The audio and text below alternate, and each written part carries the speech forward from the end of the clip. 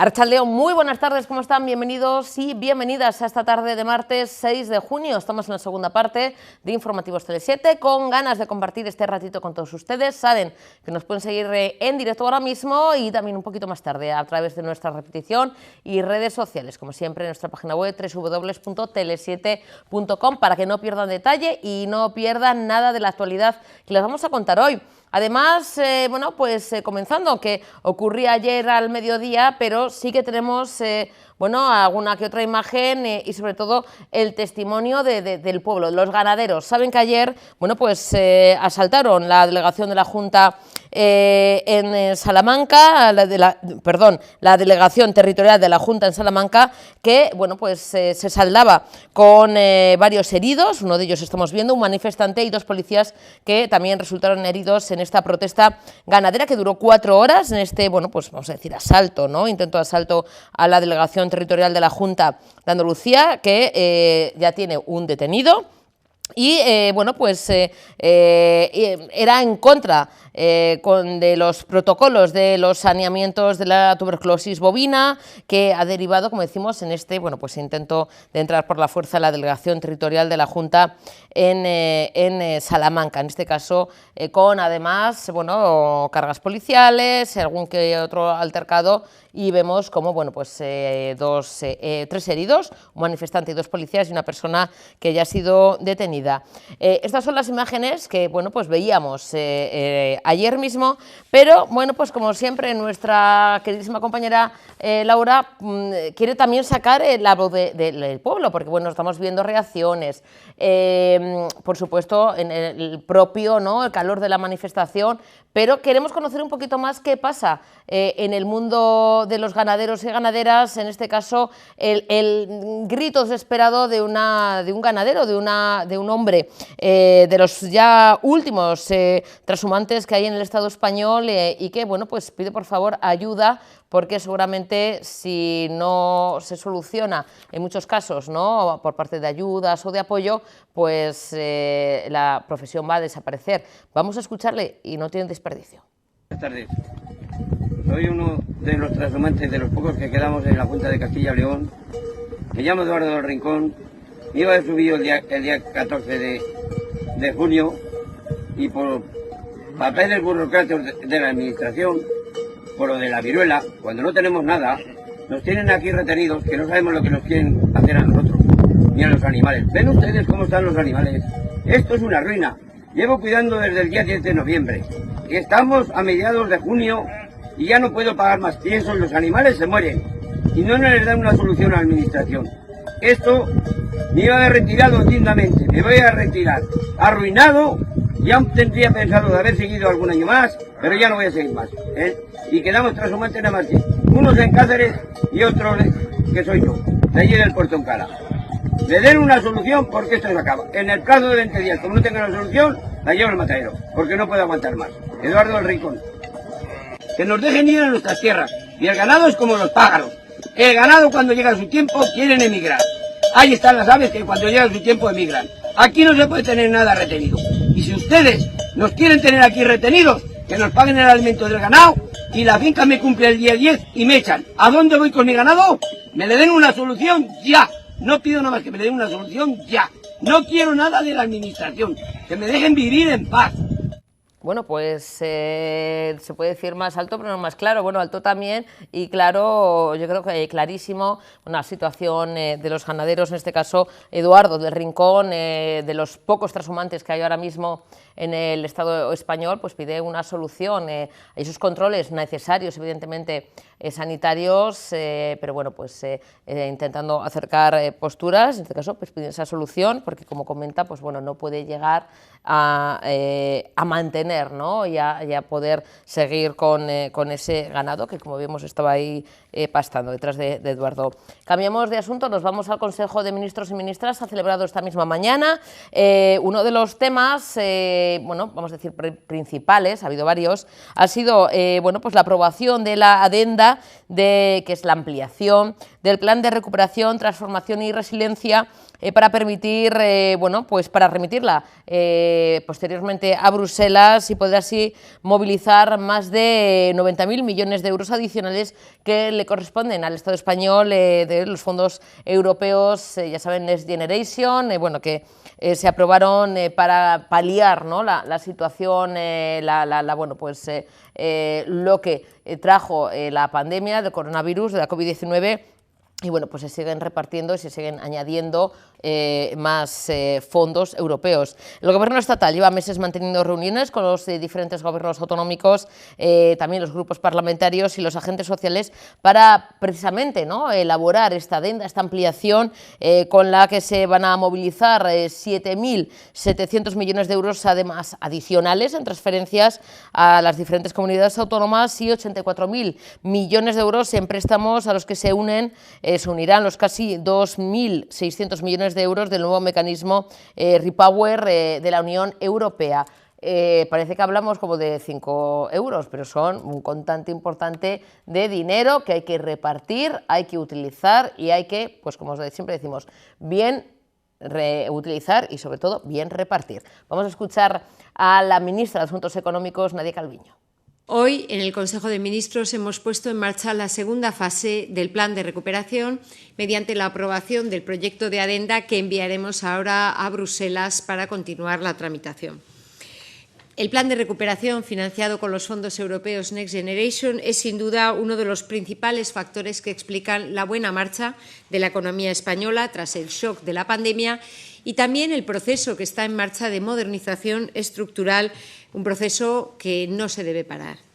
Hemos trabajado intensamente durante estos meses con la Comisión Europea. Hemos incorporado las propuestas recibidas durante el proceso de consulta pública, que tuvo un hito importante con la publicación del primer borrador de la adenda en diciembre del año pasado.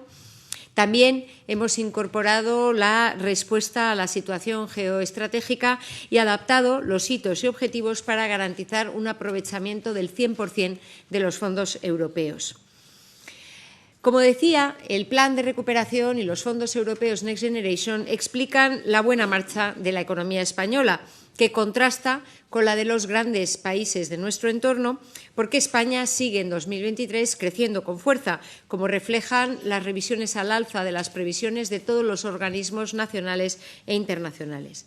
Y uno de los motores principales de este crecimiento económico es el extraordinario comportamiento del mercado de trabajo, gracias a la fuerte actividad económica y a la reforma laboral.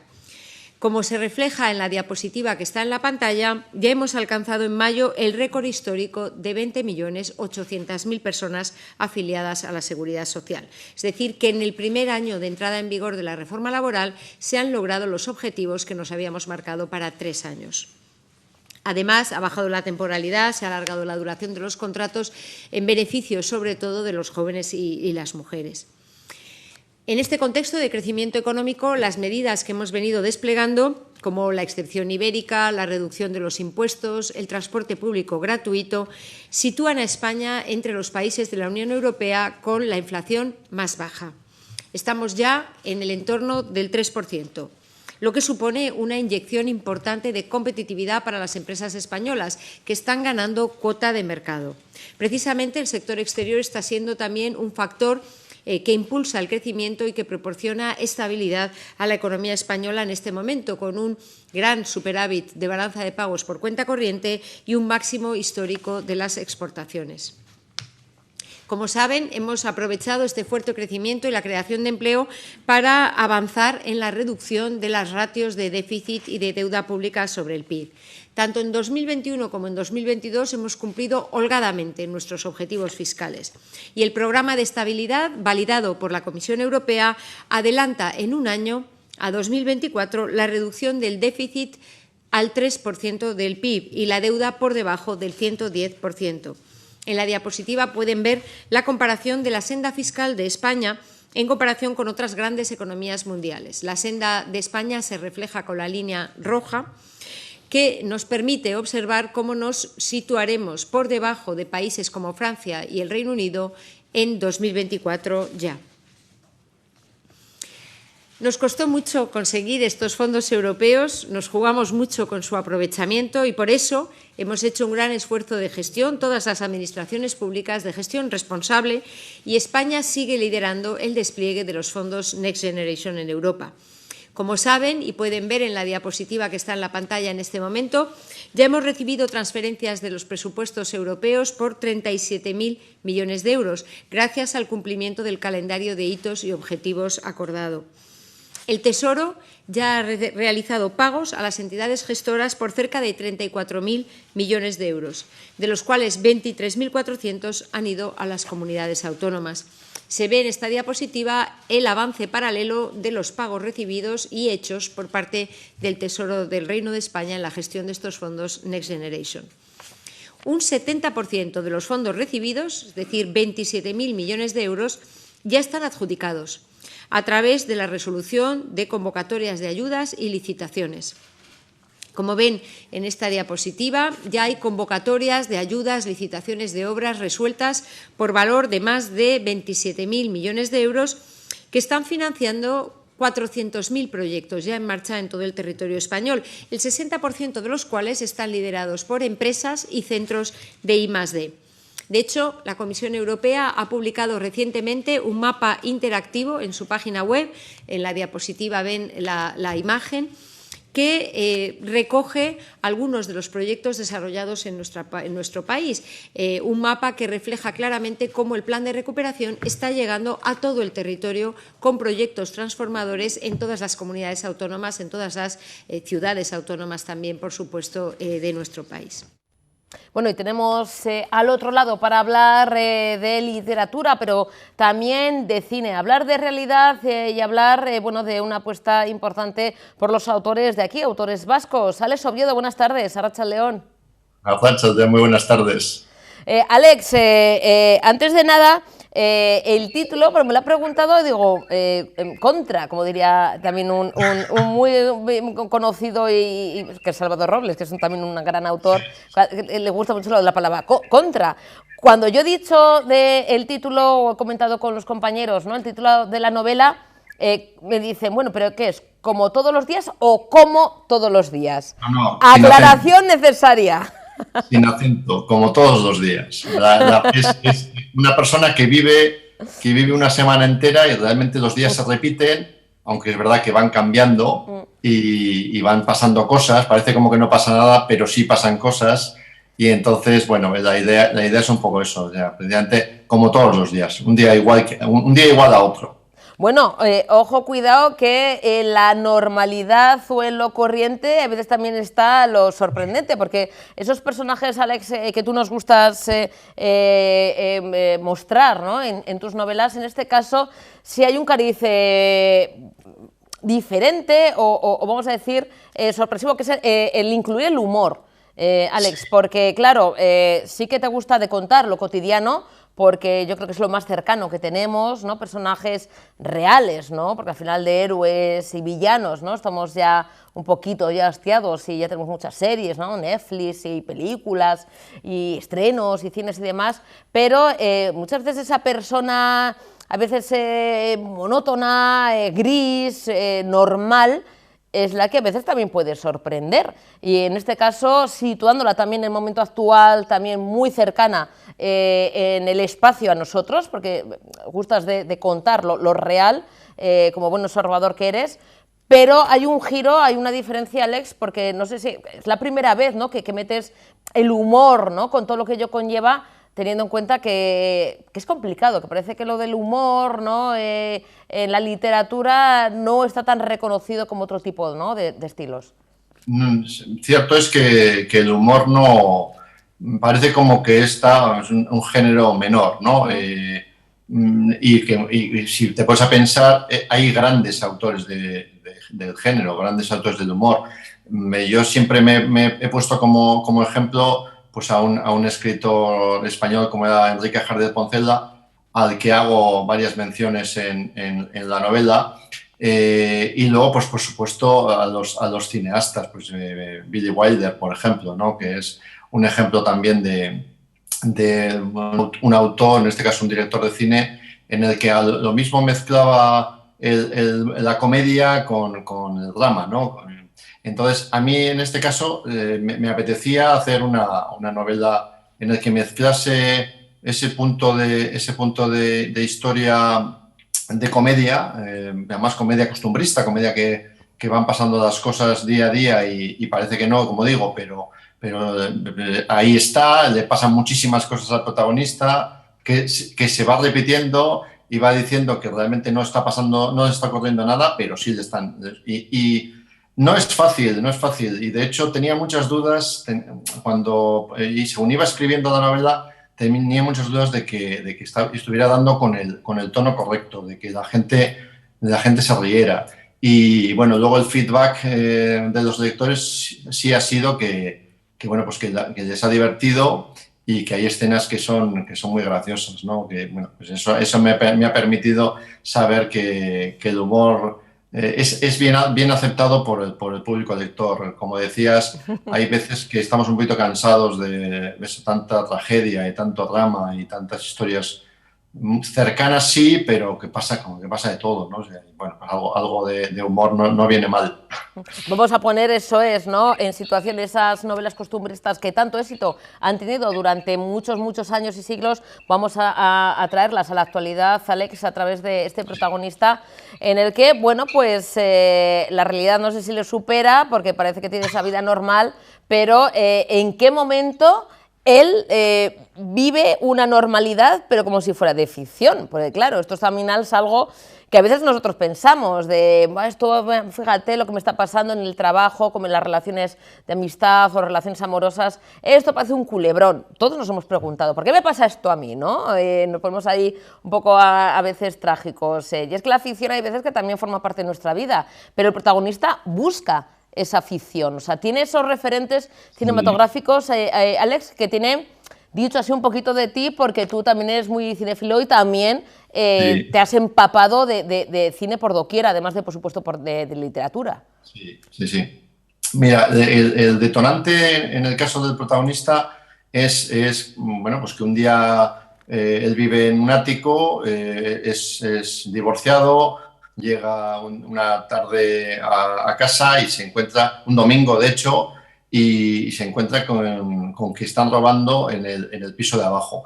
Y entonces ese encuentro, porque es un encuentro directo, él ve a salir a los ladrones de la casa del vecino, eso le empieza a provocar una serie de, bueno, pues hay un enfrentamiento con los ladrones, un enfrentamiento verbal, eso es lo que le hace plantearse que su vida tiene que cambiar. Su vida es aburrida para él, o sea, él mantiene una relación con una compañera, una chica que se llama Paula, que no sabe muy bien qué relación tiene, pero que está un poquito cansado. Y luego, por otra parte, él es un asesor de comunicación y, bueno, pues su trabajo no le satisface como quisiera. Y entonces esas cuestiones hacen que se empieza a replantear qué hacer, ¿no? Y lo primero que hace es intentar conocer a una chica con la que se cruza todos los días.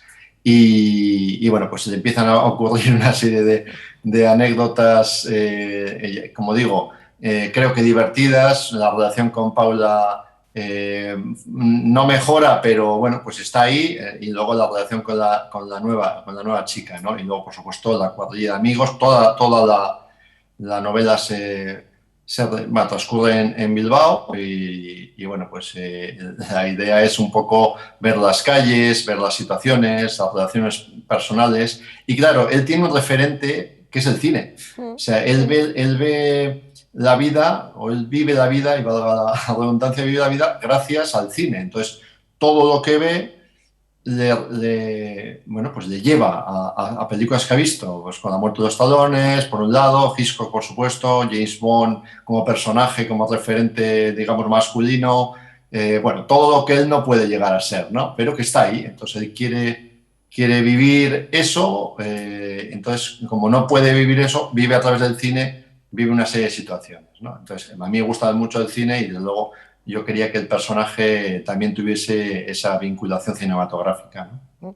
Alex, muchas veces yo creo que esto es algo que preguntamos siempre tus compañeros, pero bueno, para que también lo sepa la audiencia, que es la pregunta que siempre casi es obligada, de este personaje es un personaje basado en algún amigo o personaje real, es decir, porque por lo que cuentas, y aunque bueno, luego podamos un poquito errar en los años, pero supera los 40 años, evidentemente, ¿no? Por esas referencias cinematográficas, no es un veinteañero, ni un treintañero, ni mucho menos.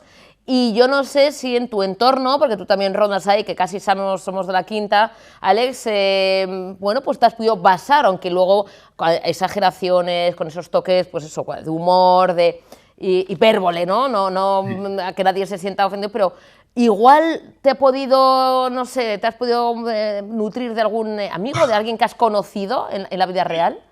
Sí. Vamos, todos los personajes tienen algo que ver con... Bueno, el protagonista, por supuesto, tiene que ver conmigo, no soy yo, lógicamente. Quienes escribimos siempre utilizamos referencias de los demás, de los compañeros. Hay una cuadrilla que se parece mucho a la que tengo yo. Hay una chica, como digo, Paula, que muchas de las cosas las ha vivido otra amiga mía, una amiga mía, con lo cual ella se ve reflejada en ese personaje. Y luego, pues sí, yo me voy cogiendo. Ahí el otro día, una de las referencias que tiene que ver con la Mili. Yo no he hecho la Mili, no hice la Mili. Yo no sé si hay gente de la juventud de hoy que no saben ni qué es la Mili. Bueno, pues por ejemplo, algunas referencias que hago a la Mili tienen que ver con un amigo, ¿no? que me contaba sus peripecias en la Mili, y entonces, bueno, pues a mí me sirvieron de referencia. Y luego hay alguna escena, por ejemplo, la que transcurre del gimnasio, que también, pues compañeros que me decían o amigas que me contaban lo que vivían en los gimnasios, pues me hacía mucha gracia, y eso, bueno, pues la he llevado ahí, ¿no? Sí, yo creo que todos los escritores por lo menos, además me parece bien, nos nutrimos de lo que somos un poquito ladrones también, ¿no? De la vida de los otros. Y además sales apostando por, como hemos dicho, ¿no? Ese género, el humor, la necesidad, ¿no? de contar historias a través, ¿no? del humor, de la ironía, o sea, contar situaciones cómicas que nos hagan un poquito evadirnos también de esa realidad, pero además ambientada aquí en Euskadi, ambientada en Bilbao, que eso también, oye, ahora mismo que Bilbao es un plató cinematográfico, porque, ojo, que se están rodando muchas series, ¿no? Y muchas películas aquí en la capital, pues bueno, es una apuesta segura y es una novela a la que, bueno, pues invitamos a la gente que nos está viendo, Alex, a que se sumerja en Como todos los días. Alex, hay presentaciones a la vista y encuentros, porque, bueno, pues bueno, pues ya tiene su recorrido, pero me imagino que siempre hay que darle un poquito más, ¿no? Pues eso, ¿no? Con el toque de encuentros con los lectores, lectoras. ¿Cómo va a ser un poquito los siguientes días? Alex, ¿tienes algún encuentro a la vista? Sí, aprovechando la Feria del Libro, pues tenemos una presentación el próximo viernes 9 de junio a las 7 de la tarde en la Asociación Bilbao Centro, que está en la calle Particular de Endauchu. Y digo tenemos porque vamos a estar tres autores distintos. Por un lado, Mikel Alvira, que creo que ya conocéis, sí, que presenta Mostaza. Por otra parte, yo, en este caso como escritores. Y luego va a poner música un cantante vasco de Vizcaya, vamos, y que es Andrés Tejo, que tiene un primer disco que se titula Vibraciones, y los tres vamos a intentar hacer una cosa, sobre todo, ya digo, divertida, porque tiene que ver un poco con la novela, y también Mostaza también tiene un punto así que puede ser muy interesante. Luego Mikel Alvira y yo nos llevamos bien, digamos que hacemos una especie de faimino y cansado bilbaíno o vasco. Y luego poniendo música, ya digo, Andrés Tejo, que no sé, yo creo que va a ser muy interesante, y eso pues el viernes que viene. Y después viajo a Pamplona la semana que viene, donde también la presentaré allí. Sí, hay que moverse y sobre todo intentar pues, que los lectores se acerquen y encontrar también como escritor a nuevos lectores. Pues Alex, que nadie se lo pierda este viernes, me imagino que entrada libre hasta completar el aforo en la sede de Bilbao Centro, un buen plan para empezar el fin de semana como se merece, con literatura, con las novelas y con música, y además, como siempre decimos, con Euskolabel, que es lo que también nos gusta, apostar por los autores y autoras vascos. Alex, como siempre, un auténtico placer, la verdad es que es un gustazo hablar contigo, estaríamos horas y horas, pero es que aquí hay que seguir, aparte de que me va a dar aquí un siroco con tanto calor. Alex, llévame contigo, vámonos a la playa y hacer el programa allí. Alex, un besito. Muchísimas gracias. De verdad, es que ricasco, gracias Alex. Vamos a... Es que hace calor, es que ya me dicen, has venido muy abrigada, pues es que todavía me sabe raro ponerme aquí en tirantes, aunque ya he visto por el calendario, un calendario muy chulo que me ha dado mi compañero Paco Prieto, que me pone un solecito el 21 de junio, con lo cual el 21 de junio entrará el verano, aunque con la calor que hace, pues parece que estamos ya, pues eso, en pleno julio o agosto. Bueno, no hay calor que valga. Nosotros seguimos y nosotras con la actualidad. Nos vamos al Consejo del Gobierno Vasco. Se ha celebrado esta misma mañana su reunión semanal, en este caso en un lugar diferente, en el Centro de Interpretación Medioambiental Cochea de Urdaibai. ¿Por qué? Pues bueno, porque como le comentábamos ayer a todos ustedes, ayer era el Día Mundial del Medio Ambiente. Y por esta razón, bueno, pues hoy, porque los consejos de gobierno vascos son los martes, bueno, pues han querido tener en esa deferencia, celebrando, siguiendo con esta semana del Día Mundial del Medio Ambiente, ese consejo de gobierno ha sido, bueno, celebrado en Urdaibai, ha estado presidido por el Lehendakari Iñigo Urkullu, y bueno, en este caso, en esa maravillosa Torre Madariaga de Busturia, bueno, en esa reserva de Urdaibai se ha celebrado esta reunión, ha recibido a los y las consejeras y también a una representación del Ayuntamiento de Busturia. Ha habido varios temas, estamos viendo Josu Erkoreka, Lehendakari, responsables municipales, bueno, el resto de consejeros y consejeras del Gobierno vasco.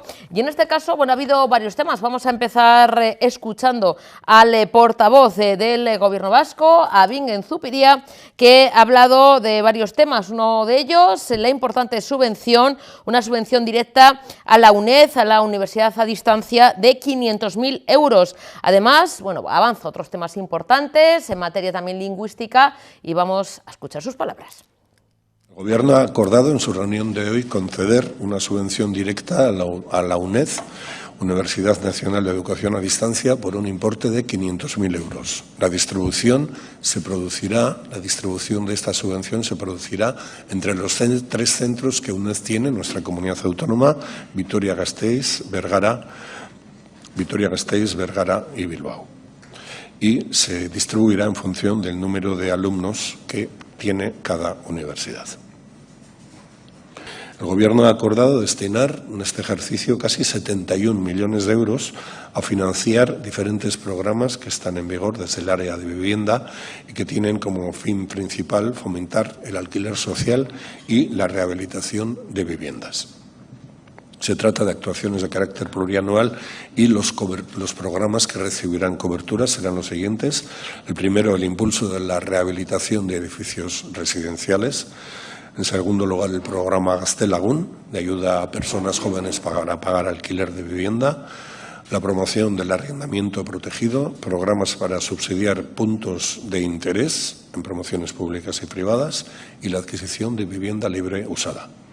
Eta azkenik etxebizitza arloarekin zerikusia duten erabakien artean, Gobernuak erabaki du Zuiako udalarekin hitzarmen bat egitea, hitzarmen honen bitartez Eusko Jaurlaritzak lurzoru bat jasoko du eta bertan 16 etxebizitza publiko egingo dira, guztiak errenta formatuan kaleratuko direnak.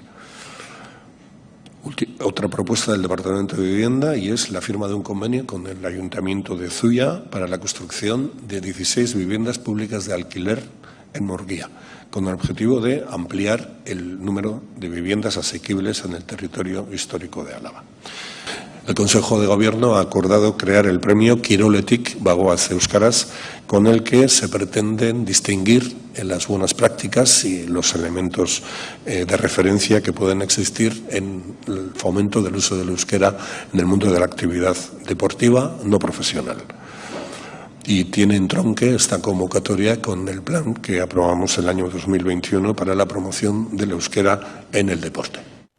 Bueno, y otro de los puntos importantes, otro de los temas aprobados hoy en el Consejo de Gobierno vasco ha sido la aprobación de la creación de Ciberzaintza, la nueva agencia para combatir la ciberdelincuencia de una manera integral y transversal en Euskadi. Dependerá del Departamento de Seguridad y en coordinación con la Ertzaintza vigilará y coordinará la lucha contra el cibercrimen y los ciberataques a los ciudadanos, ciudadanas, a las empresas y también en el tema del sector público. Lo ha presentado en esa rueda de prensa posterior a esa reunión del Consejo de Gobierno vasco el propio vicelehendakari primero y responsable de seguridad del Gobierno vasco, Josu Erkoreka.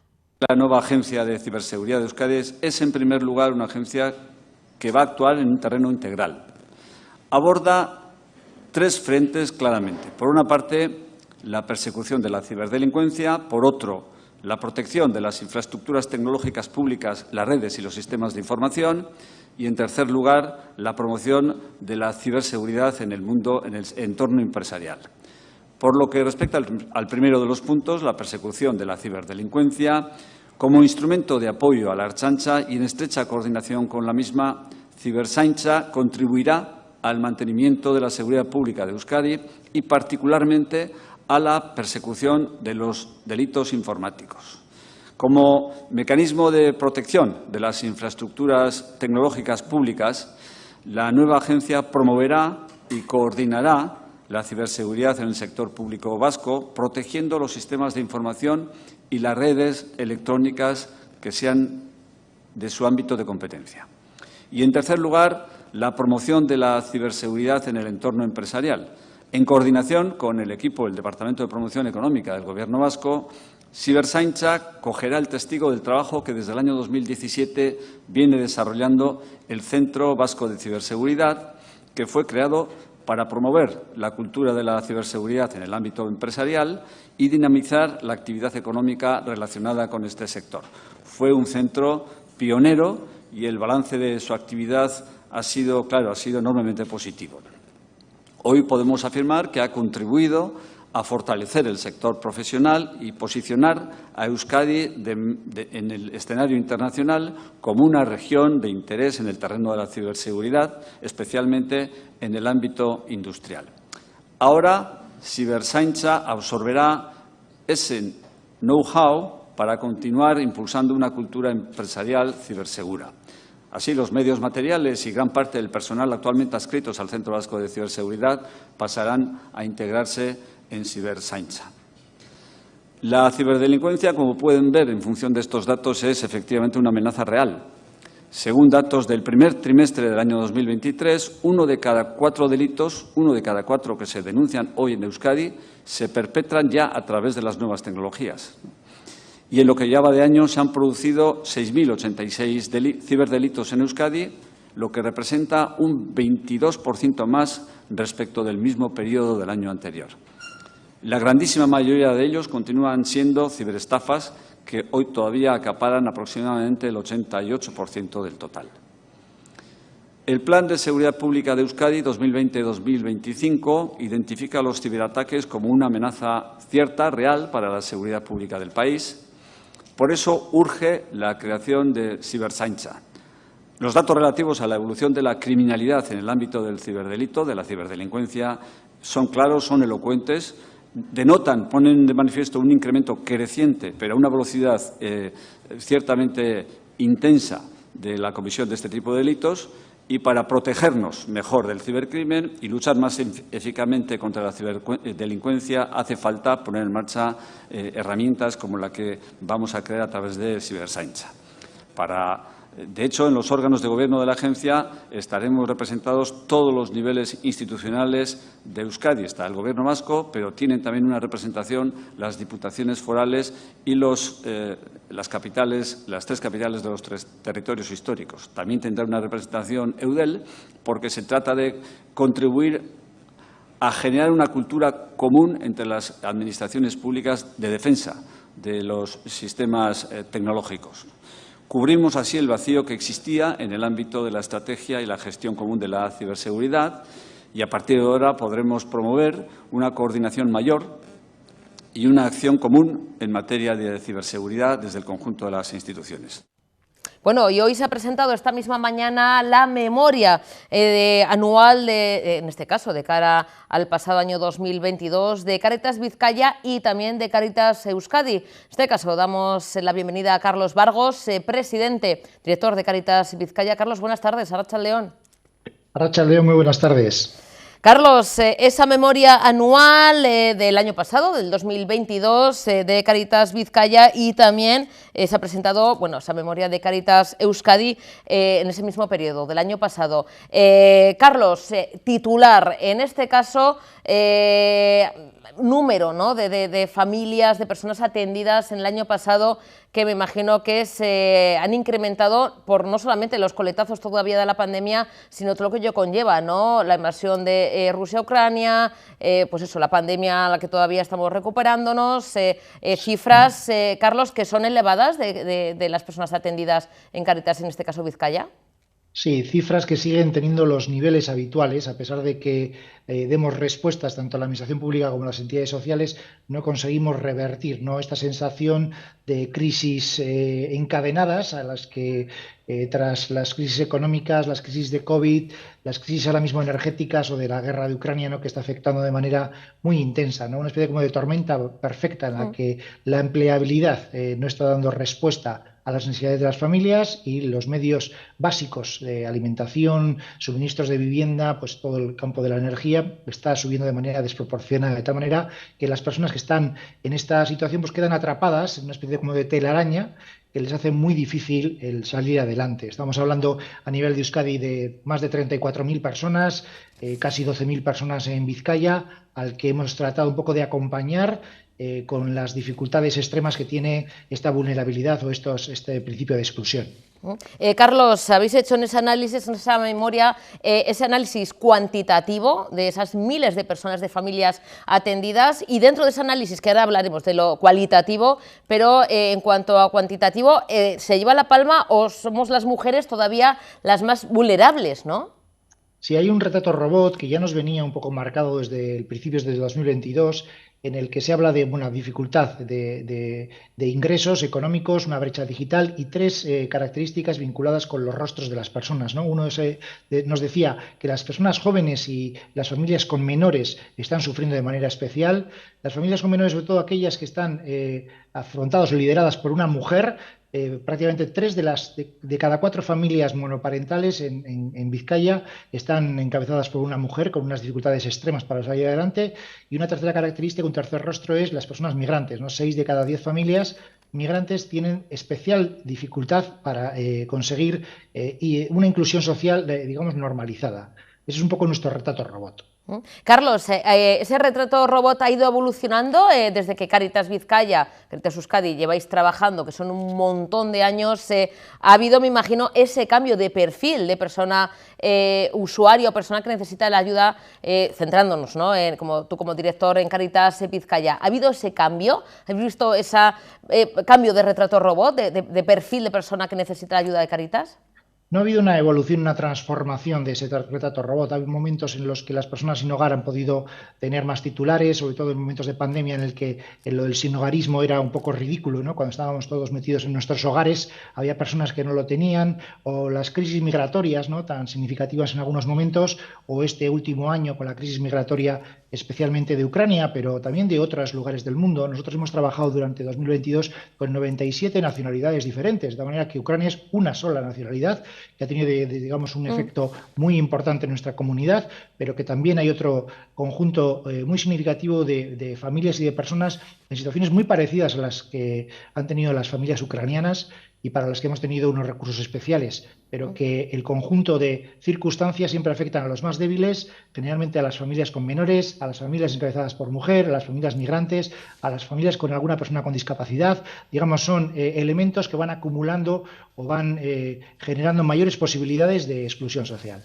Pero fíjate, Carlos, que yo pregunto, Carlos, sí. Con toda confianza, porque claro, ahora mismo, cuando el otro día salían, ¿no?, también los datos de que la mayoría, ¿no?, por no decir casi el grueso de la suerte, de las personas que tenemos la suerte de tener un empleo, un trabajo, un salario, se nos va en pagar las hipotecas, que vamos a estar no sé cuántos años pagando ese piso. Hay gente que no tiene ni siquiera esa suerte, que no tiene la posibilidad de tener hipoteca y tiene, pues eso, que buscarse la vida. Pero en el tema, por ejemplo, antes has comentado del empleo precario, es decir, se va un poquito diluyendo. Antes quizá había, como contamos, esos perfiles, pero claro, ahora gente que podríamos decir, ¿no?, de clase media, con su trabajo, pagando su hipoteca o su alquiler. Ahora mismo, por circunstancias, porque ha perdido el trabajo, por la pandemia, porque ha pasado cualquier cosa, o ha enfermado, o tiene secuelas de eso, del COVID, o ahora mismo, bueno, pues está dentro de un empleo precario, no llega ni siquiera para pagar no hipoteca ni un alquiler siquiera. Es decir, estamos viendo cómo esa clase media también ahora mismo puede ser bueno, pues demandante de ayuda de Cáritas. Las dos grandes llaves o estrategias son el empleo y la vivienda, ¿no? El empleo, el nuevo empleo creado, el nuevo empleo precario, no está cumpliendo esa función de protección, ¿no? Al final, si un cabeza de familia consigue un contrato a jornada completa, es porque ese trabajo va a protegerles a toda la familia en sus necesidades básicas, ¿no? Si el empleo no cubre esa necesidad, estamos teniendo un problema, ¿no?, en la creación de estos empleos, nosotros llamamos dignos o decentes, ¿no?, que aseguren esa protección. Eso genera una dificultad en el mantenimiento y en el acceso a la vivienda, ¿no? Estamos ahora mismo en máximos de alquiler en Euskadi. Hay unos estudios de alquiler general en todas las comunidades del Estado en el que se habla de que la media en Vizcaya es de unos 1.000 euros por un piso de unos 80 metros cuadrados, ¿no? También se habla de que personas con bajos ingresos, el 72% de sus ingresos va a la vivienda, ¿no? Imaginémonos una persona que cobra 1.100 o 1.200 euros, pero el día 1 del mes 700 o 800 euros van o a su hipoteca, en algunos casos, o desde luego al alquiler de la vivienda, ¿no? ¿En qué situación queda una pobreza invisible? Porque en principio con 1.200 euros igual no apareces en los rankings de personas con dificultades económicas, pero realmente existen, ¿no? Hay una invisibilidad muchas veces de pobrezas que no se producen de manera inmediata, pero sí por efecto un poco de la vivienda y de sus suministros, ¿no? Vemos que hay una crisis habitacional, una dificultad extrema de acceso a la vivienda para personas migrantes, para familias con menores, para jóvenes que se quieren incorporar, digamos, a una vida autónoma o a una emancipación y que tiene dificultades muy, muy grandes, ¿no? De tal manera que esa combinación de empleo no decente, digamos, no digno y inaccesibilidad de la vivienda, pues es una combinación muy, muy complicada. Carlos, habéis presentado también, precisamente además no es casualidad, la presentación de hoy mismo de esta memoria anual de Cáritas Vizcaya y Cáritas Euskadi dentro de la Semana de la Caridad, se enmarca, ¿no?, dentro de estos días y donde también habéis hecho, además de ese análisis, ¿no?, cualitativo y cuantitativo, habéis presentado retos. ¿Qué podemos hacer, Carlos? ¿Cómo se pasa la acción? ¿Cuáles son los principales retos a los que nos podemos enfrentar? Y sobre todo, ¿qué podemos hacer también los ciudadanos de a pie, además de, por supuesto, los gobiernos y responsables políticos? Desde luego, mirar la realidad con ojos atentos, ¿no? Decimos nuestro voluntariado, más de 1.800 personas en Vizcaya, más de 3.500 personas en Euskadi, voluntarios de Cáritas, lo que creemos que hacen es mirar la realidad, indignarse por esa realidad en la que no hay derecho a la vida de determinadas personas y ponerse en movimiento, ¿no? Poner a disposición su experiencia, su tiempo, sus conocimientos para que se puedan generar oportunidades de vida digna para otras personas, ¿no? Mirar en igualdad, ¿no? Darse cuenta de que todas las personas tenemos la misma dignidad y actuar en consecuencia. Nosotros cuando hacemos unas propuestas decimos, invitamos a los políticos, hacemos propuestas políticas no vinculadas a ningún partido político, pero sí propuestas que afectan a la vida de las personas y la mayoría de esas propuestas están vinculadas a la toma de decisiones en el ámbito de la legislación y de la política. Decimos que tiene que haber políticas del bien común, políticas en las que las leyes afecten al 100% de las personas de la sociedad, no solo de interés general, no políticas que afecten a la mayoría. Una dificultad muy grande es la visibilidad de las situaciones de pobreza. El 80% de la población vivimos en una situación moderadamente buena. Luego hay un pequeño porcentaje, un pequeño es un 20%, un pequeño porcentaje de personas que tienen una situación muchísimo más sufriente, ¿no? más problemática. Nuestros modelos de vida a veces pasan por encima de esas vidas más precarias, no tenemos capacidad de pararnos a mirar y lo que hacemos es invitar a la sociedad vizcaína, ¿no? que se preocupe, ¿no? que se ocupe y se preocupe de las cosas que están pasando al eslabón más débil de nuestra cadena social. El compromiso, el voluntariado, esa Semana de la Caridad que citas es un reconocimiento al voluntariado por su labor solidaria, generosa, gratuita. No hay manera de reconocer y de agradecer a ese voluntariado el tiempo, la experiencia, el conocimiento que aporta, y desde ahí es una invitación permanente a la sociedad a movilizarse desde esa mirada que produce indignación. Carlos, pues siempre, todos los días es buen momento, es una oportunidad única para ayudar, a aportar nuestro granito de arena a Cáritas Vizcaya, Cáritas Euskadi. Carlos, no hay que esperar a un día en concreto, sino todos los días se puede, como decimos, apoyar todo el trabajo y la labor que realizáis, que la verdad es que es maravillosa. Sin vosotros y vosotras no sé lo que haríamos, muchas personas estarían todavía pasándolo aún peor, y hay que apostar por Cáritas Vizcaya, Cáritas Euskadi, bueno, y el resto, por supuesto, de SDS. Carlos, como siempre, un auténtico placer. La verdad es que da gusto hablar contigo y nada, ánimo, y lo que queráis sabéis que solo tenéis que silbar. Muchísimas gracias por vuestro altavoz.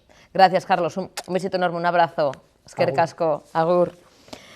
Vamos a volver otra vez de nuevo al Consejo de Gobierno vasco que, bueno, con motivo del Día Mundial del Medio Ambiente que se celebró ayer, como le hemos contado antes, se ha celebrado en la reserva de Urdaibai. En este caso, y siguiendo con el tema del medio ambiente, escuchamos a la consejera precisamente de Medio Ambiente del Gobierno vasco, Arantxa Tapia, donde, bueno, pues se habla de la aprobación del impulso por parte del Gobierno vasco de la educación ambiental entre la ciudadanía para avanzar en la sostenibilidad de todo Euskadi. Vamos a escucharla. Subrayar la importancia fundamental de la educación para el desarrollo sostenible. Es una herramienta para conseguir los objetivos que nos hemos fijado sin ninguna duda. La educación para la sostenibilidad es un proceso de formación continua en la que la ciudadanía está informada e implicada y debe estarlo más, y disponer de herramientas, capacidades y compromisos para actuar tanto de forma individual como colectiva en favor de ese desarrollo sostenible, considerando los tres ejes que cubre, es decir, el social, el medioambiental y el económico. En este caso, tan importante como el qué es el cómo, y por ello, en noviembre del pasado año, en 2022, aprobamos en Consejo de Gobierno el decreto para impulsar la educación ambiental para el desarrollo sostenible junto a la comunidad educativa y a los agentes sociales. El objetivo principal de este decreto es el de impulsar y consolidar la educación ambiental de la mano de esos agentes que están realmente implicados y que trabajan de forma directa en el ámbito, con el fin de avanzar a una nueva cultura de sostenibilidad y, además, promocionar al mismo tiempo la salud. Gracias a ello hemos puesto el foco en el desarrollo de nuevos modelos de calidad organizativa y educativa que nos permiten avanzar hacia una gestión más integral en el ámbito de la emergencia climática y todo el resto de retos ambientales a los que hacemos frente. Horri esker, kalitatezko antolamendu eta hezkuntza eredu berrien garapenean jarri genuen gure begirada, gure arreta, eta hezkuntza ez formalaren eremuari lehentasuna eman diogu, larrialdi klimatikoaren eta gainerako ingurumen erronken kudeaketa integrala eginez eta aukerak aztertuz eta baliatuz. Gaur, Urdaibaien hemen Bust izeneko proiektua aurkeztu nahi dizuegu. Gurekin batera, ekoetxean ditugu hainbat erakundeen ordezkari, izan enpresak, gobernuz kanpoko erakundeak, ikastetxeak eta bar. Ordezkari hoiekin azkeneko hilabetetan egin dugun lana baloratuko dugu eta hurrengo jarduerak zein izango diran aztertuko dugu eta diseinatzen hasiko gara. Hoy presentamos este proyecto BOOST para dar respuesta a esos retos que plantea la educación ambiental. Pretendemos construir puentes, colaborar para llevar la educación ambiental a las aulas y más allá de las aulas. Construir redes multidisciplinares que nos permiten ampliar los esfuerzos que realizamos como comunidad hacia un cambio de verdad efectivo consciente, responsable, empático y, sobre todo, comprometido. Queremos disponer de un canal de comunicación referente con todos estos agentes que trabajan en Euskadi en el ámbito de la educación ambiental, capacitar a las personas educadoras en todo este área, impulsando la formación continua a lo largo de toda la vida, adaptándonos a diferentes circunstancias y contextos. Bueno, y ha comenzado, bueno, hoy mismo, primer día de lavado de esa prueba de selectividad para nuestros jóvenes. Bueno, pues ahí van a decidir, o por lo menos van a sacar esa nota que luego valorarán de dónde estudiar, qué carrera estudiar, porque, ojo, cuidado, primero es la prueba, la EBAU, la selectividad, ahí nos dan la nota y hay mucha gente o muchos estudiantes, parece ser, que no lo tienen muy claro, que no es que dicen voy a ir a por un 6, un 7, un 8, un 9 porque quiero estudiar esto, sino que todavía no lo tienen muy clarinete, como se suele decir. Y esto, bueno, pues oye, sorprende. Vamos a preguntar el por qué, aunque hay un poquito de todo. Damos la bienvenida a Rocío Argudo, ella es directora de la consultora Círculo de Formación. Rocío, buenas tardes. Bienvenida. Buenas tardes. Rocío, Círculo de Formación, esta consultora, que ha hecho este análisis centrándonos un poquito, porque claro, luego depende de comunidades autónomas y demás, pero sí que nosotros nos cogemos un poquito los datos de aquí de Euskadi, en concreto en Bilbao. Rocío, donde Círculo de Formación ha hecho también ese estudio, ese análisis, además, al término del Salón de Orientación Universitaria, Unitur, y Rocío, sorprende el que el 20% de los jóvenes bilbaínos y bilbaínas, que han terminado el bachillerato y que se enfrentan desde hoy mismo a pues esa prueba de selectividad de EBAU, pues tampoco lo tiene muy claro dónde dirigir sus pasos, ¿no? De qué profesión, qué grado universitario van a hacer. Rocío, ¿esto tiene una explicación? ¿Es porque estamos un poquito desconcertados después de pandemia, falta de información y demás? ¿Cuál es un poquito el porqué? A ver, más que nada es que muchos de ellos te dicen que no saben si van a conseguir la nota de corte.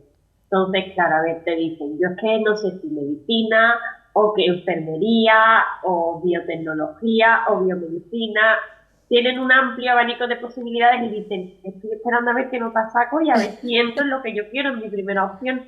Pero claro, tengo que también tener en cuenta una segunda o una tercera por si acaso. Y es verdad que muchos de ellos tienen claro a lo mejor las ramas, que sean ciencias de la salud o una ingeniería, pero claro, las notas de corte hoy en día son fundamentales y muchos de ellos te lo dicen. Hasta que no sepa la nota, no sé qué voy a estudiar claramente. Me decanto por 2 o 3, pero necesito la nota. Claro, Rocío, ahí está también en que, hay varias, comentas, ¿no? El corte, ¿no? La nota, porque hay carreras, ¿no? Hay grados que sí que necesitan o tienen ese corte más elevado, esa nota más elevada, como puede ser, por ejemplo, medicina, pero en algunos casos, por ejemplo, los alumnos y alumnas,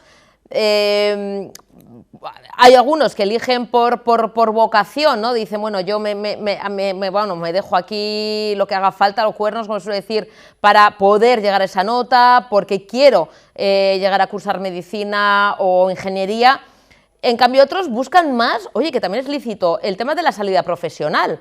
Rocío, que me imagino que lo habréis visto también en esta consultora, es decir, hay algunos que dicen, por vocación. Yo, por ejemplo, estudié periodismo por vocación, ya uno mire si tenía más salida o menos salida, la nota me daba más, porque la nota de periodismo en su momento tampoco era tan alta, me dio más, podía haber hecho hasta abogacía, derecho, otras carreras, pero yo era por vocación porque me gustaba. Pero ahora se mira más el tema de la salida profesional, Rocío, el decir, ¿qué más voy a poder tener o qué el tema del empleo voy a poder desarrollar mejor y de ahí me decanto? A ver, el problema de hoy en día es que lo único que oyen en todos los medios de comunicación es que el paro juvenil es el más alto que existe. Entonces, claro, les estamos bombardeando a los pobres por todos los medios de comunicación que seguramente cuando ellos terminen esta carrera universitaria les va a ser muy difícil encontrar un trabajo y a lo mejor si lo encuentran tampoco es el trabajo acorde a su grado universitario. Entonces, sí es verdad que nosotros siempre les decimos que elijan por lo que les gusta, por la vocación, que no se fijen tanto en las salidas profesionales porque a día de hoy ellos están en segundo de bachillerato y hay unas salidas profesionales, pero cuando ellos terminen dentro de 5 años han podido volar. Hoy en día tiene muchas salidas, no sé, robótica, por ejemplo, pero a lo mejor en estos 5 años terminan robótica 800 personas y automáticamente se cubren todas las plazas de robótica, ya no hay más plazas. La carrera que a día de hoy tiene muchas salidas, dentro de 6 años no se sabe qué va a pasar con ella. Siempre le decimos que el alumno que nos dice porque le gusta, seguramente va a ser el típico alumno que luego abandone la carrera o que se cambie. Se lo decimos claramente, te estás equivocando en la elección. Puedes tener a lo mejor de entre 2 que te gusten, por decirlo de alguna manera, o que te llamen la atención, puedes elegir de entre esas 2 por salidas profesionales, pero que te gusten. No vayas a elegir una carrera porque sea fácil o porque vas a ganar mucho dinero o porque tengas salidas profesionales, que no la vas a terminar. Sí, porque, Rocío, claro, nos pasamos parte importante de nuestra vida estudiando, pero la mayoría de nuestra vida física es trabajando, además teniendo en cuenta lo que se está retrasando el tema de la jubilación, con lo cual hay que por lo menos estudiar algo que nos pueda gustar o nos pueda, hombre, lo de apasionar, pues oye, si se puede también, pero comenta Rocío, ¿no? Yo creo que ese consejo es algo que te guste, que no vayas a dejar la carrera en primero o segundo año y que luego sepas que vas a estar, con suerte, si encuentras trabajo, muchos años trabajando hasta que llegue la jubilación o hasta que te toque el euromillón. Es decir, no se puede pensar en esto voy a estar unos años, que ahora mismo se lleva mucho lo del tema de redes, TikTok y demás, pero claro, esto yo no sé si es una moda o está muy bien para tener un sobresueldo, pero claro, que alguien solo encamine sus pasos a salir en redes sociales, eso tampoco es un trabajo, dicho así. Vosotros, claro, para asesorar a los jóvenes, intentar centrarles un poco en ese gusto por bueno, y esa idea de que van a tener que estar trabajando, si Dios quiere, muchos años. A ver, nosotros siempre le decimos, los TikTokers o los Instagramers o los YouTubers que están en los primeros puestos, todos tienen una carrera universitaria que no tienen nada que ver en muchos de esos casos con temas de redes sociales ni similares. Yo sé de uno que estudió biotecnología en la Universidad de Barcelona, o sea que en su día sacó sus 13 de media, lo que significa que a mí el que me dice, no, yo es que quiero ser creador de contenido en Instagram, y me digo, vale, eso está muy bien, pero tienes que formarte de algo para poder hablar en Instagram de eso. O sea, hay que ser especialista en algo para poder hablar y poder tomar decisiones y hacerlo. Rocío, ahora mismo, que hoy ha comenzado ya la EBAU, la selectividad, como comentas, todavía puede pasar, porque claro, van a tener 4 o 5 años por delante de estudios, puede cambiar mucho el tema de las salidas profesionales, pero siguen siendo las carreras, entre comillas, clásicas, las más demandadas, es decir, medicina, derecho, incluso periodismo, comunicación audiovisual. Apuestas también, bueno, como dices, ¿no? Ahora tiene mucha salida robótica, pero bueno, no sabemos dentro de 4 o 5 años. Las ingenierías están ahí.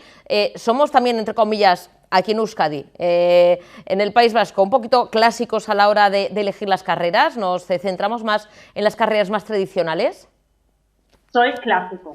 O sea, vais muy encaminados a las ingenierías clásicas de toda la vida, como serían las antiguas industriales, que ahora se han ido dividiendo. Medicina, derecho, administración y dirección de empresas, es muy clásico, es verdad, pero sí es verdad que ellos ahora intentan ver si la universidad tiene acuerdos internacionales, si van a poder realizar prácticas, todo ese tipo de cosas que antiguamente no las mirábamos, ellos ya las empiezan a mirar más que nada porque quieren identificarse y diferenciarse de sus compañeros. La especialización yo creo que es un punto fuerte, ¿no? El bueno, estudiar la carrera y luego quizá hacer algún bueno, pues doctorado, máster, con esas prácticas, ¿no? O esos idiomas, o sea, especializarse, ¿no, Rocío? Pero somos clásicos pero también caseros y caseras, es decir, podemos salir fuera a completar nuestra formación, pero luego apostamos los bilbaínos y bilbaínas, vascos y vascas, a quedarnos aquí, a desarrollar nuestra vida laboral. Ellos intentan volver, o sea, son una provincia que en sí nos dijo solamente un 10% que a lo mejor se quería ir a estudiar al extranjero, y es verdad que muchos de ellos te decían, si la nota de corte no me da aquí en Bilbao, me da igual irme a Almería si puedo estudiar lo que yo quiero estudiar, pero todos quieren volver luego a trabajar allí en Bilbao.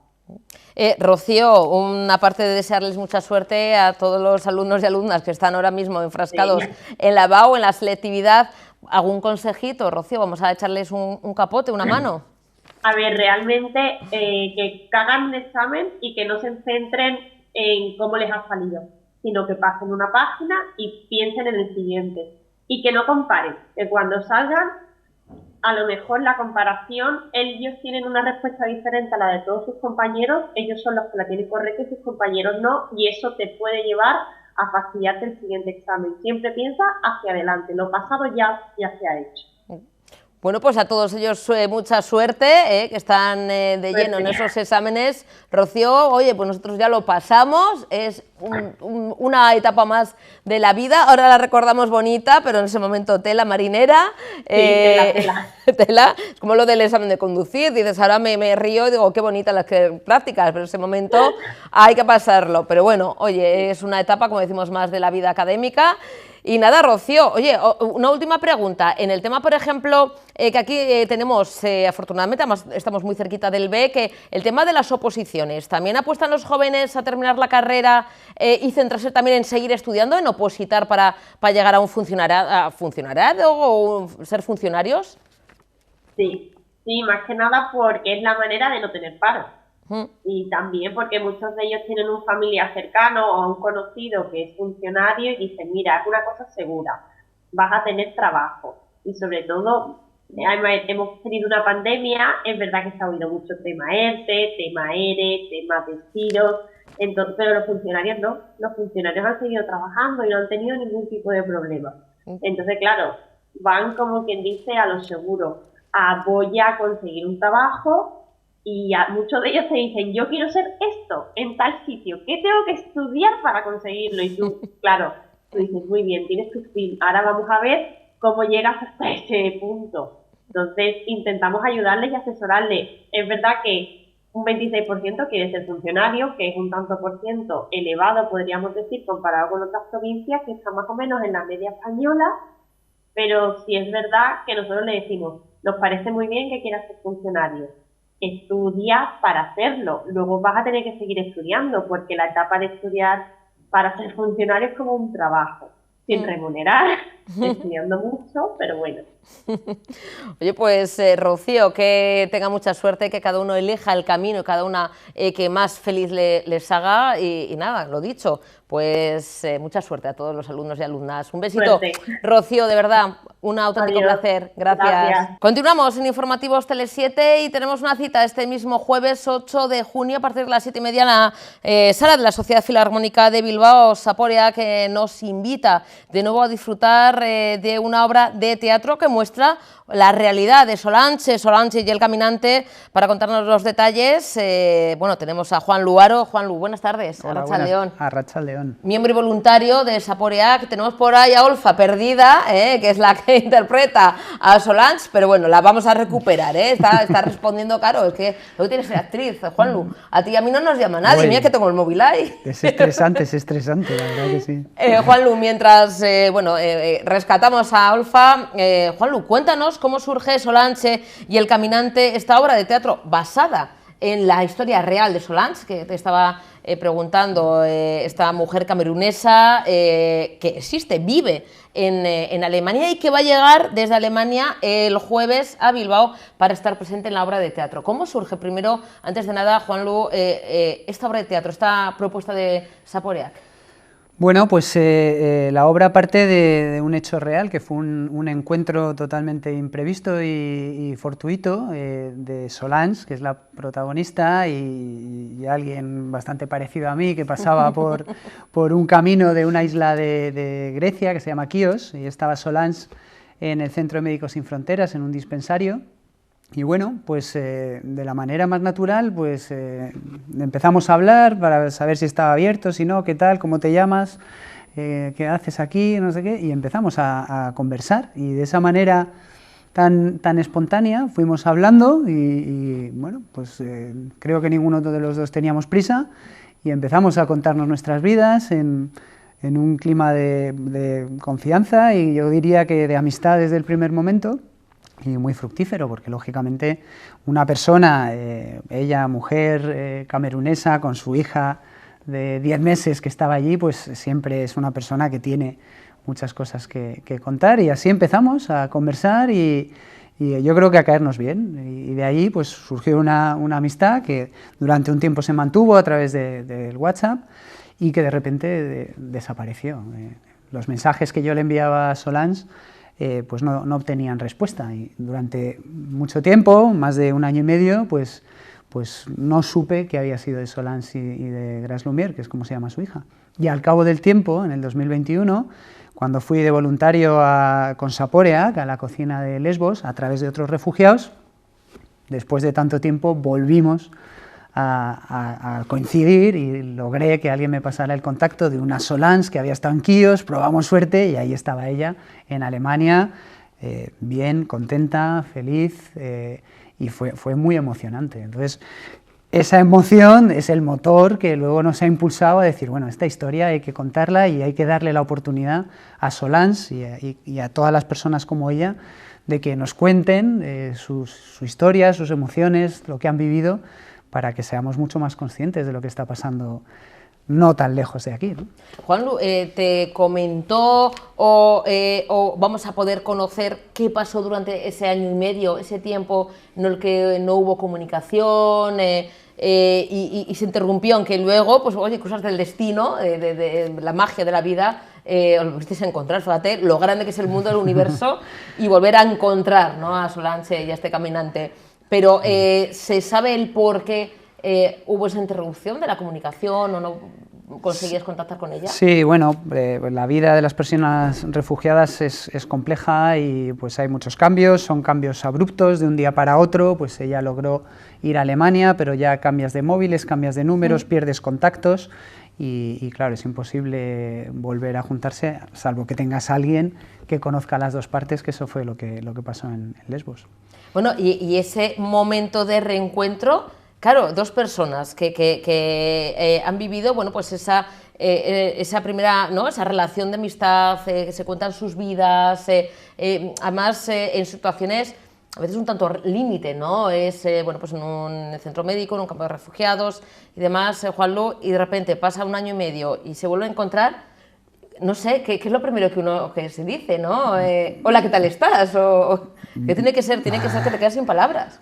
Bueno, lo primero es llorar de la emoción, porque además se dio en un contexto muy especial, en el puerto de la capital de Lesbos, en Mitilene, con otros refugiados que estaban colaborando en la cocina de Saporeak, que se iban para intentar llegar a Europa, al continente, y eso genera mucha emoción. Había mucha emoción en el grupo, y en ese contexto mandé un mensaje por móvil al número que me habían dado, y fue como en las películas. Coincidió que salía el ferry por la bocana del puerto y sonó el teléfono y apareció Solange sonriente, con lo cual muy emocionante para mí, pero es que había gente que no conocía a Solange y que se puso a llorar directamente, claro, mucha emoción. Lo que vamos a poder también escuchar en esta obra de teatro, en esta historia de Solange, Juanlu, la historia pues de muchas personas refugiadas que huyen cada uno de un miedo, de un terror, de una situación. El caso de Solange, no sé si lo podemos adelantar, Juanlu, con una hijita de nada, ni de 1 año, ¿de qué huía? ¿De qué Solange tenía que escapar para, bueno, pues eso, recorrerse diferentes países para escapar del terror, ¿no? Creo que todos comparten la huida, porque todos huyen de un miedo y cada uno tiene el suyo, algunos de ellos tienen muchos, y son situaciones verdaderamente atroces, muy íntimas, muy personales. A veces necesitas mucho tiempo para que quieran contarte algo, a veces no quieren contarte nada. Y comparten también la esperanza de llegar a otro lugar, a otro espacio y de tener una vida digna, algo tan sencillo como eso. Y en la obra lo que hemos pretendido es darle voz a la persona, intentando huir de eso que hacemos inconscientemente tantas veces, de querer etiquetar a las personas y enseguida ir ubicándolas, encasillando, y parece que ya sabemos todo de la persona que tenemos enfrente sin prácticamente hablar. Y esta obra lo que reivindica es el valor del diálogo, de la escucha, para saber de su propia voz, pues cuáles son sus sentimientos, cuáles son sus alegrías, sus temores, huyendo, como digo, de todas esas etiquetas. Todos somos personas, pero si nos ponemos en un contexto único es muy difícil dejar de ser esa única cosa que los demás piensan que somos. Sin embargo, si abrimos el abanico y damos la oportunidad, y de hecho después de la obra vamos a darle un micrófono a Solange para que ella nos cuente lo que quiera, porque le hemos dicho que diga lo que quiera, no sabemos lo que va a decir, ¿no? Pero siempre es una oportunidad para que nos cuente y para que nosotros reflexionemos, para aprender y para compartir, ¿cómo no? Juanlu, en esta obra, además de estar, bueno, Olaz en el papel de Solange, ¿qué más va a estar en el escenario? Son dos actores, es Olfa en el papel de Solange y Cruz Noguera en el papel del caminante, y entre ellos se entabla un diálogo enriquecido con música, con un teatro de papel precioso que ha hecho Cruz, que cuenta una fábula, una especie de mito de una mujer que quería llegar a las costas de Grecia y cómo Poseidón le ayudaba a cruzar sin que Lurmalco, un gigante le ayudaba a cruzar sin que Poseidón se diera cuenta. Bueno, tiene también esa parte la obra del diálogo, pero también eso del baile, la música y el teatro de papel, que yo creo que eso permite también pues, que tenga más recorrido y que llegue a más gente, a más público. Los niños, por ejemplo, cuando los representamos en el Carmen en Indautxu, fue muy bonito ver cómo los niños se quedaron haciéndose preguntas y llegaron a casa y a la hora de la cena decían, bueno, pero ¿por qué no les dejan pasar? ¿Pero por qué tienen que tener? ¿Por qué nosotros podemos ir y otra gente no puede venir? Bueno, pues esas preguntas tan necesarias pues sirvió para eso. Juanlu, ¿por qué no los protagonistas reales han querido protagonizar la obra? Que te habrán preguntado, infinidad de veces. Pues en mi caso por ineptitud, porque yo creo que das muy bien a cámara, pues, en un escenario también, oye, con respecto a Cruz, darías muy bien, Hice una vez solo he actuado una vez en mi vida e hice de Mosquito bailando Beyoncé, o sea que... Hombre, pues ya, superar eso, ya sé que es complicado, bueno, ahí me quedé. Pero... y Solange siempre hemos pretendido y hemos tenido la idea de que pudiera participar activamente en la obra. Hemos traducido la obra, parte de la obra al francés para que ella también la conociera, la validara, al alemán, algún fragmento que es donde ella vive, porque siempre pensamos que ella debería ser la persona que en algún momento lo interpretara. Aquí, sin conocer, sin compartir el idioma, pues es complicado, en la distancia, sin poder preparar, pero creo que es algo que está ahí y está hablado con ella, decir, Solange, esto es tuyo. Si de aquí tú puedes sacar una vida, una forma de ganarte la vida, una forma de contar o de lo que quieras, adelante. Y bueno, pues lo que tenemos traducido al alemán se lo vamos a dar para que ella pueda explicarlo allí en Alemania y buscar quien le pueda ayudar para hacer de sí misma, Solange haciendo de sí misma. Y Juanlu, que se nos va volando, Mosquito a Alemania, esa obra de teatro. Oye, Juanlu, la chiqui, la nenita de Solange, ¿qué años tiene? Ahora 4 tiene. 4 añitos. Me imagino que, aunque sea muy chiqui, muy pequeñita, pero algo sabe, se entera, ve toda esta locura, ¿no? El que, bueno, pues su ama... pues viene aquí a Bilbao, ¿no? A una obra de teatro inspirada en su historia. Yo no sé si ella, o bueno, igual se lo podemos preguntar mejor el jueves a Solange, ¿qué dice también su hija, ¿no? Que era una bebé, 10 mesitos, sí. Y que ahora mismo ya va conociendo más la historia, ¿no? de su ama. Bueno, sí, yo creo que le necesitará tiempo para ubicar qué significa todo esto, pero yo creo que para ella, también para Solange, cuando vinieron aquí fue una oportunidad de sentirse personas, de sentirse entre iguales, de decir, voy a descubrir mundo como nos gusta hacer a cualquiera de nosotros, voy a compartir con amigos como nos gusta hacer a cualquiera de nosotros, y la pequeña pues un terremoto que vio el mar, salió directa hacia el mar porque no se acordaba del mar de Grecia, no la había visto nunca y tuve que sacarla de las olas porque digo que se nos ahoga, le dije que cerrara la boca y me puso así delante de las olas con los carrillos hinchados, maravilloso, muy emocionante, muy emocionante. Es muy pequeña y ahora mismo ella lo que tiene que hacer es disfrutar como niña, y cuando crezca yo creo que se dará cuenta de que todo esto, bueno, pues fue... Tiene que ver con ella también, tiene que ¿no? ver con ella y... El salir y correr hacia adelante, Solange, por su hija, como decimos, una bebé de 10 mesitos, con lo cual buscar ese futuro, esa prosperidad para su hija, bueno, es un motor en el que muchas personas, ¿no?, comparten con Solange, es mirar por esa familia y, oye, buscar una vida mejor, con lo cual la Peque tiene también mucho de protagonismo en esta historia. Mucho, y es un ejemplo ver cómo, más allá de todas las dificultades, cómo Solange tiene una dulzura en el rostro, en la gestualidad, en la forma de hablar, que realmente dices, bueno, pues vamos a escucharle, vamos a aprender de esta persona, porque tiene mucho que enseñarnos. Juanlu, recordamos, este jueves 8 de junio a partir de las 7:30 de la tarde en la sala de la Sociedad Filarmónica de Bilbao. Tenemos entradas que quedan muy poquitas, se tienen que dar prisa. Sí. La gente, es muy fácil, ¿no? Sí. Incluso entrando en la página web o cómo pueden comprarlas. Sí, hay una plataforma de venta de entradas que se llama Vive, las dos con B, si se pone en Google se entra en la plataforma y ahí se ve el espectáculo de Solange y el caminante, pues ahí se pueden conseguir las entradas. Y si no, allí en el mismo teatro, pues alguna entrada también habrá.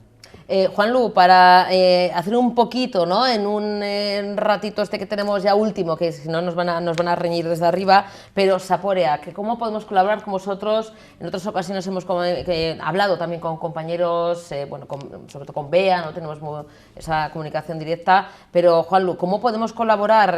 ¿Cómo podemos poner también nuestro granito de arena para Zaporeak? Sí, pues yo creo que hay muchas maneras y que creo que lo adecuado es que cada uno encuentre la suya, ¿no?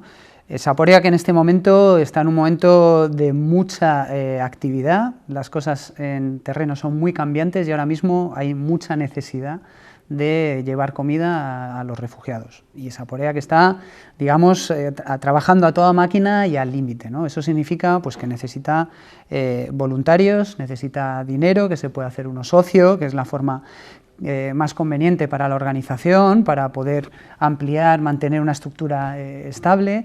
Se puede colaborar en distintas actividades, yendo al teatro, cuando hay campañas de recogida de alimento, incluso de ropa, de zapatos también ha habido.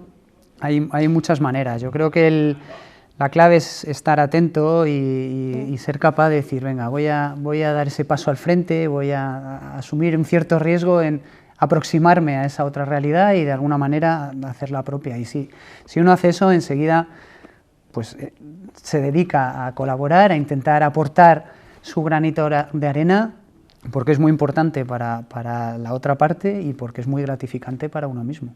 Pues Juanlu, contéis con nosotros para lo que necesitéis, ya sabéis que tenéis esa comunicación, canal directo con Tele7 Radio 7 y nada, que acuda mucha gente el jueves.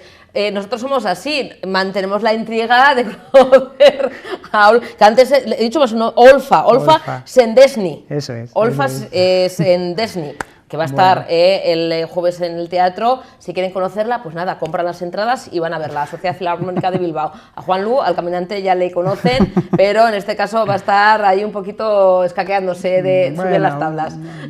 Estaremos ahí porque me imagino, es una cosa colectiva y de todos y la invitación es que vaya la gente con la sensación de participar de algo donde todo el mundo tiene un papel. Pues Juanlu, nada, a disfrutar, que es lo importante, y que acude muchísima gente. Es que ricasco, como siempre. Es que ricasco, muchas gracias. Nos tenemos que marchar, mañana volveremos con más temas y con más información aquí en Informativos Tele7. Gracias por estar ahí y lo dicho, nos vemos mañana. Mirarte, agur.